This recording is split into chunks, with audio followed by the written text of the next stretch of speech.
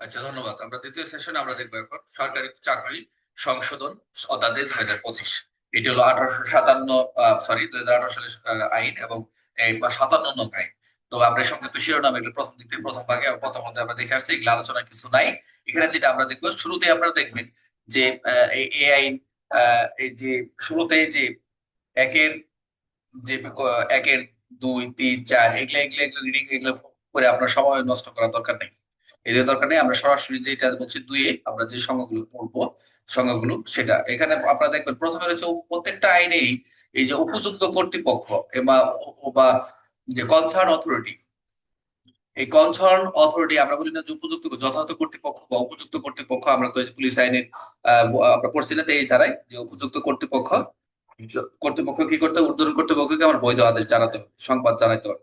তো এখানে যেটা বলছে যে আমরা কিন্তু এই উপযুক্ত কর্তৃপক্ষ নিয়োগকারী কর্তৃপক্ষ, অর্থাৎ আমাদের নিয়োগ কে দিচ্ছেন? এসপি দিচ্ছেন, সাব ইন্সপেক্টর নিয়োগ দিচ্ছেন, তার এসপি সাথে প্রত্যেকের কিন্তু এই সরকারি কর্মচারী কর্তৃপক্ষ রয়েছে, উপযুক্ত কর্তৃপক্ষ মানে কনসার্ন অথরিটি। আমার কাছে বাংলার ইংরেজি অনেক সময় সহজ লাগে, আমার বাংলাটাই অনেক সময় কষ্ট হয়ে যায়। তো উপযুক্ত কর্তৃপক্ষ অর্থ হচ্ছে এখানে নিয়োগকারী কর্তৃপক্ষ বোঝানো হচ্ছে, বুঝতে পারছেন? অথবা আপাতত এই বলবৎ আইনে কি করবে? সরকারি আদেশ দ্বারা সংশ্লিষ্ট বিষয়ে যাকে দায়িত্ব পালন করার ক্ষমতা বা প্রয়োগের নির্ধারিত কর্তৃপক্ষ থাকবেন, এই ক্ষমতাপ্রাপ্ত কোনো কর্মচারী এর অন্তর্ভুক্ত হতে পারে। এই উপযুক্ত কর্তৃপক্ষকে যাকে ক্ষমতা দেওয়া হয়েছে, সরকার যাকে দিবে সেও কিন্তু একজন উপযুক্ত কর্তৃপক্ষ হতে পারে। বলে না এখানে আপনি যখন আপনি আমরা যে মানে আমরা যে চাকরিটা করি, আমাদের একজন ইন্সপেক্টর থাকে, আমি মনে করি উনি আমার কনসার্ন অথরিটি, মানে আমি আমার এরপর আর উনি নাই। আবার আমি একটা ক্যাম্পের দায়িত্বে থাকি, মনে করেন স্বাভাবিক আমরা যে নর্মাল, কিন্তু এটা তো সরকারি কর্মচারী অল ওভার দা, মানে একটা পুরো সরকারি কর্মচারী অল, এখানে গভর্নমেন্ট সার্ভিস হোল্ডারদের বোঝানো হচ্ছে। তা প্রত্যেক ডিপার্টমেন্টে তো বুঝে কর্তৃপক্ষ রয়েছে, আছে না? আছে নাকি? আমাদের নিয়োগ কর্তৃপক্ষ। জাস্ট এইটুকু, এটা পরীক্ষায় এমসিকিউ সব আসতে পারে। এটা এমসিকিউটা এনে করা হয়নি বাদ গেছে। আচ্ছা ঠিক আছে, দিয়ে দিব আপনাদের, সমস্যা নেই। পিডিএফ তো দিয়ে দিছে আপনাদেরকে। পিডিএফ আবার চাই না যে আলোচনা করতেছে আবার দিয়ে, আমি এখন তো পিডিএফ একটু কম দিব, একটু কিপটা আমি করবো। হ্যাঁ, এই সবকিছু রেডি করে দিচ্ছি, আসলটা দিয়ে দিচ্ছি, আপনারা দেখেন তবুও এখানে খালি এমসিকিউ গুলো আপনারা দিয়ে দিব। এখানে আর অল্প কয়টা আছে। পিডিএফ তো এখন তো না করি নাই, দেই নেই, অসুবিধা নাই। দেখেন, অ্যাপ্রেন্টিক্স 2-4, অ্যাপ্রেন্টিক্স। এখন এখানে যেটা আছে, বাট এখানে এখানে যে টিকাটা যেটা আছে, বা আমাদের পরীক্ষা এমসিকিউ দিলে মোটামুটি আনসার হয়ে যাচ্ছে। প্রথম পরীক্ষা আসবে অ্যাপ্রেন্টিক্স অর্থটা কি? তাহলে অ্যাপ্রেন্টিক্স, অ্যাপ্রেন্টিক্স অর্থ হচ্ছে যে প্রজাতন্ত্রের কর্মে নিয়োগপ্রাপ্ত নয়। প্রথম কথা বুঝেন, প্রজাতন্ত্রে যদি নিয়োগপ্রাপ্ত না হয় তবে অনুরূপ নিয়োগের উদ্দেশ্যে, তার মানে কি? প্রজাতন্ত্রের কর্মে নিয়োগপ্রাপ্ত নহেন, তবে নিয়োগের উদ্দেশ্যে কোনো বৃত্তি পেশা প্রশিক্ষণরত কোনো ব্যক্তি, যিনি প্রশিক্ষণকালে সরকার কর্তৃক নির্ধারিত ভাতাপ্রাপ্ত হন। আমরা পাইছি নাকি এটা? আমরা পাইছি? কে রফিক ভাই? যে জি অ্যাপ্রেন্টিস স্যার। অর্থ হচ্ছে পদোন্নতির কর্মে নিয়োগপ্রাপ্ত নয়, পদোন্নতির কর্মে নিয়োগপ্রাপ্ত নয়, প্রথম নেগেটিভ বলে তবে আমরা তো নিয়োগের উদ্দেশ্যে গেছি। নিয়োগ, এই যে এসপি মনে করেন আপনার নিয়োগ দিল সরকার, বলছে প্রজাতন্ত্রের হুম। কর্মে নিয়োগপ্রাপ্ত নয়, তবে নিয়োগের উদ্দেশ্যে, নিয়োগের উদ্দেশ্যে কি করা হচ্ছে? বৃত্তি পেশা সম্পর্কে, বৃত্তি বা পেশায় যে বৃত্তি বা পেশা সম্পর্কে প্রশিক্ষণরত কোন প্রশিক্ষণকালে সরকার কর্তৃক যে নির্ধারিত ভাতাপ্রাপ্ত হন, সেটাই হচ্ছে অ্যাপ্রেন্টিস। রাজা আছে? স্যার, এটা যদি আর তিনি আসছে। নিয়োগ না হন, স্যার নিয়োগ, তিনি তো বলছেন নিয়োগ না, মানে নিয়োগ নহেন, তাহলে সে ভাতা পাচ্ছেন। মানে নিয়োগপ্রাপ্ত নয়, তবে নিয়োগের উদ্দেশ্যে, নিয়োগের উদ্দেশ্যে আপনি বলেন না যে চাকরি হয় না, বলেন না অনেক সময় যে চাকরি তো আউটসোর্সিং হয় এর নাই। মতো, আউটসোর্সিং। না, ওটা আলাদা বিষয়, আউটসোর্সিং ওটা আলাদা।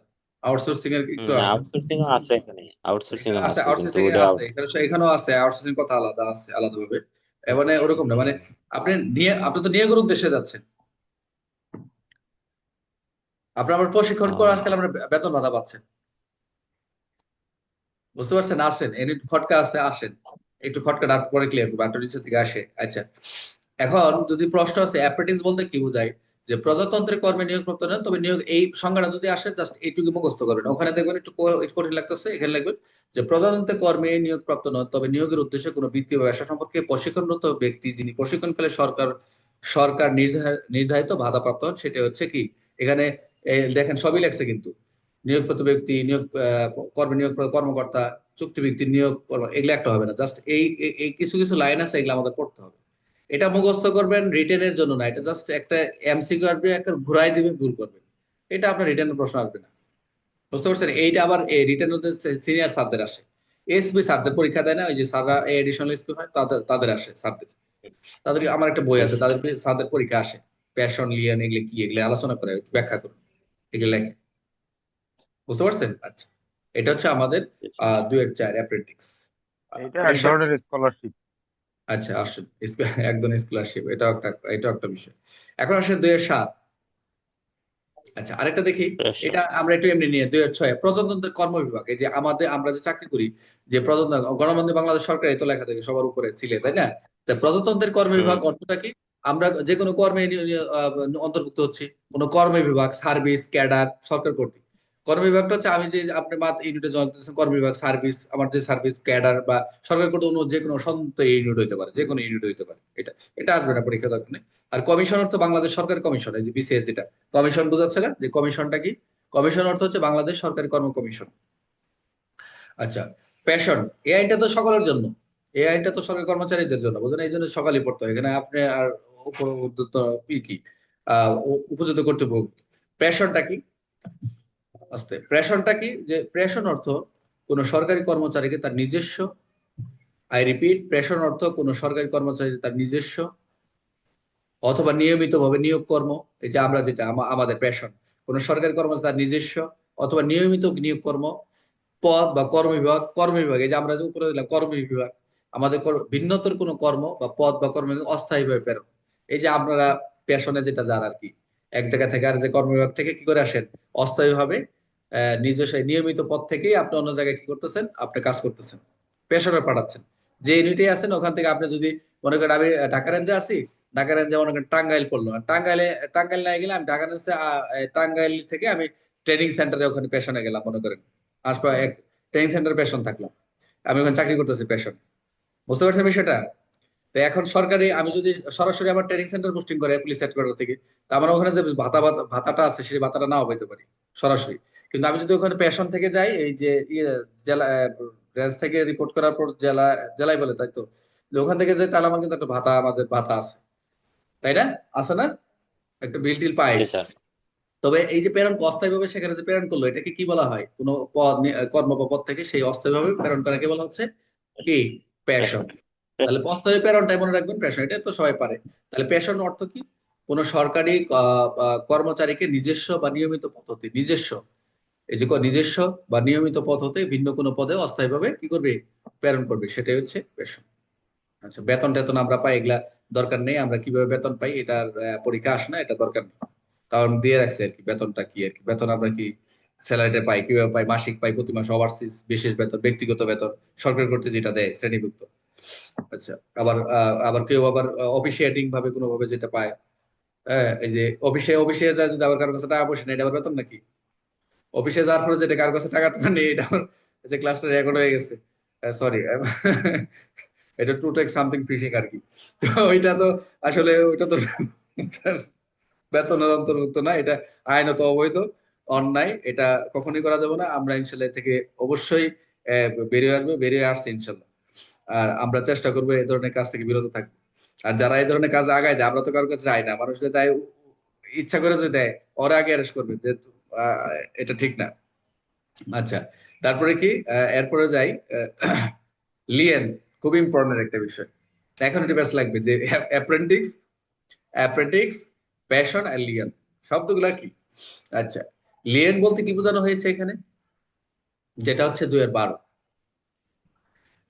এখানে প্রজাতন্ত্রের লিয়েন অর্থ হচ্ছে প্রজাতন্ত্রের কর্মে কোন স্থায়ী পদে স্থায়ীভাবে নিয়োগপ্রাপ্ত ব্যক্তির পদে স্থায়ীভাবে অধিষ্ঠিত থাকে অধিবার। অর্থাৎ কোন পদে যদি আপনি স্থায়ী পদ পান, স্থায়ী হইলেন, পার্মানেন্ট আমরা বলি না, নিয়োগপ্রাপ্ত ব্যক্তির উক্ত পদে স্থায়ী। বুঝতে পারছেন? যে একটা পদে স্থায়ী স্থায়ী হয়েছি আমরা, স্থায়ী হই না আমরা? যে এটা আমাদের হুম। সিনিয়র স্যার অনেক সময় বলে না যে টাইমিং থাকে না, আমাদের কি বলে এটাকে, আমরা যখন চাকরিতে যোগদান করি কনফার্মেশন 2 বছর কি বলি এটাকে, না আমরা কনফার্মেশন না 2 বছর আমরা যে এএসপি যারা শিক্ষা প্রবেশন নিরীক্ষা। প্রবি থাকে, প্রবি থাকে না, 1 বছর কনফার্ম প্রবি, এই সাব ইন্সপেক্টর 1 বছর প্রবি, আমরাও প্রবি থাকি 6 মাস 1 বছর, তারপর হচ্ছে শিক্ষানবিশ। কনস্টেবল থেকে এসআই 2 বছর প্রবি, শিক্ষানবিশ, রাইট। তো এই যে শিক্ষা শেষ হওয়ার পরে যে চাকরি যেটা স্থায়ী হয়, যেটা সেটাকে বলা হচ্ছে যে নিয়োগপ্রাপ্ত পদে যে আপনার স্থায়ী হলেন সেটা হচ্ছে বলা হয় লিয়ান। তাহলে স্থায়ী পদে অধিষ্ঠিত থাকার অধিকারটাকে বলা হচ্ছে লিয়ান। আর পেশা যেটা আপনার কর্মবিভাগ থেকে অন্য কর্মে গেলেন সেটা পেশন। আর নিয়োগপ্রাপ্ত নয়, তবে বিশেষ সুযোগ সুবিধা ট্রেনিং সেন্টারে যে থাকাকালীন যে ইটা পান, ভাতা পান, সেটাকে বলা হয় কি কি অ্যাপ্রেন্টিস। ক্লিয়ার? ক্লিয়ার নাকি? জি স্যার। আপনারা এখন জি স্যার। তিনজন একটু আলোচনা করেন, আরেকটা ক্লাস নেবে, একটা ধারা পড়বে 24, একটু সবাই এই তিনটা নিয়ে একটু আপনারা কথা বলেন, ক্লাসটা রেকর্ড বন্ধ করে দিচ্ছি। আপনারা একটু কথা বলে আমি 2 মিনিটে ফিরে আসবো, কেউ যাবেন না।